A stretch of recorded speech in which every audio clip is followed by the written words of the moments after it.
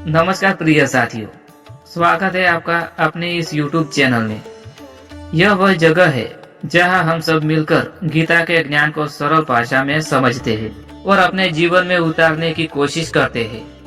दोस्तों, आज हम बात करने वाले हैं गीता के 5वें अध्याय कर्म संन्यास योग की। अब आपके मन में सवाल जरूर आ रहा होगा कि इसका क्या मतलब है। असल में यह अध्याय बहुत बड़ा कंफ्यूजन दूर करता है। अर्जुन ने भगवान श्री कृष्ण से पूछा था, हे माधव, मुझे बताइए कि कौन सा रास्ता सही है।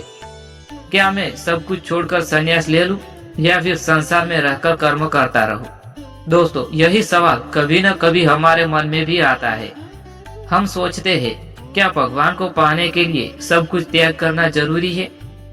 क्या घर परिवार छोड़ना होगा या फिर हम अपने काम, परिवार और जिम्मेदारियों के साथ रहते हुए भगवान तक पहुंच सकते हैं?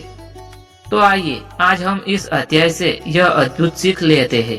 श्री कृष्ण मुस्कुराए और बोले, हे अर्जुन, संन्यास और कर्म योग दोनों ही अच्छे मार्ग है, लेकिन इन दोनों से अगर किसी एक को चुनना हो तो कर्मयोग श्रेष्ठ है। क्योंकि संन्यास लेना सबके बस की बात नहीं है, लेकिन कर्मयोग ऐसा मार्ग है जो हर कोई अपना सकता है, संसार में रहते हुए भी अपना कर्तव्य निभाता हुआ भी। दोस्तों, भगवान श्री कृष्ण हमें समझाते हैं कि कर्म तो हर किसी को करना पड़ता है। कोई चाहे तो भी कर्म से भाग नहीं सकता। सोचना, बोलना, खाना, चलना, यह सब भी कर्म ही है। तो सवाल यह नहीं है कि कर्म करे या न करे, सवाल यह है कि कर्म करते समय मन किसी से जुड़ा है। अगर हम हर काम सिर्फ अपने स्वार्थ के लिए करेंगे तो हम बंधन में बंध जाएंगे, लेकिन अगर हम वही काम भगवान को अर्पित करके करेंगे तो वही काम हमें मुक्त कर देगा। असली त्याग यह है कि फल की चिंता छोड़ दो, कर्म करो लेकिन फल भगवान पर छोड़ दो। अब सोचो दोस्तों, एक व्यक्ति जंगल चला गया, सन्यासी बन गया, लेकिन अगर उसके मन में अभी भी इच्छाएं, लालच, क्रोध और अहंकार है, तो क्या वह सच में सन्यासी बन गया? इसका जवाब है नहीं। वही दूसरी तरफ एक गृहस्थ है जो अपने परिवार की देखभाल करता है, काम करता है, लोगों की सेवा करता है और सब कुछ भगवान को अर्पित करता है। वही सच्चा योगी है।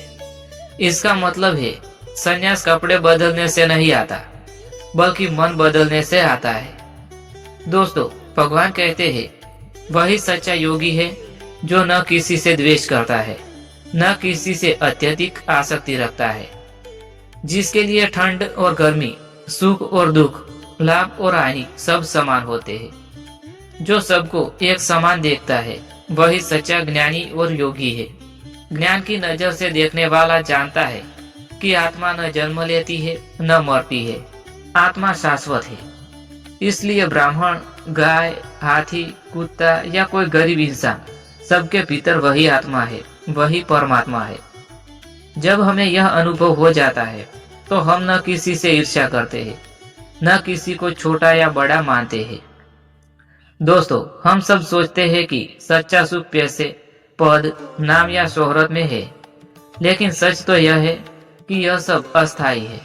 आज है, कल चला जाएगा।